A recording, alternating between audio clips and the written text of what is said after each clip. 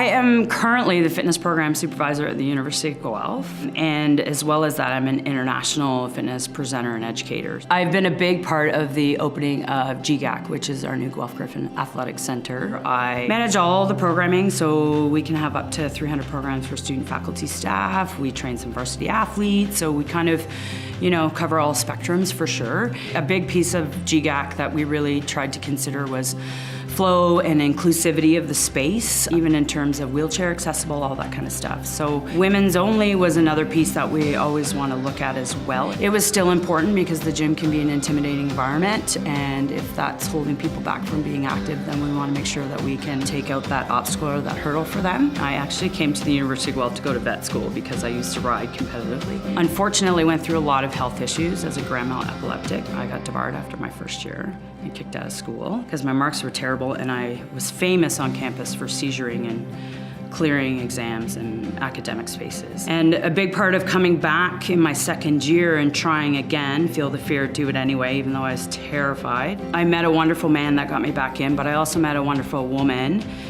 who is a woman of distinction.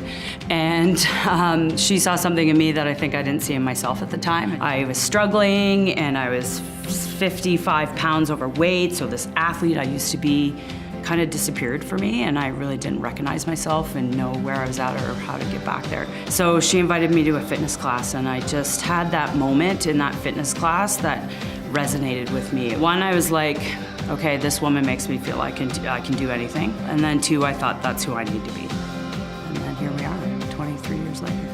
I feel like the fact that I had to struggle through those adversities really taught me about resiliency, and really taught me about, not taking no for an answer, and really taught me about, you have to fight for what you want. You can't stand around and wait for life to happen to you, and you have to create your own destiny. So when I'm teaching and I'm training, whether it be instructors, whether it be my clients or my participants in a class, I try to teach and coach beyond just the physical aspect of what you're gonna get from fitness. Fitness is a decision. It's not something that happens to you when you buy a membership.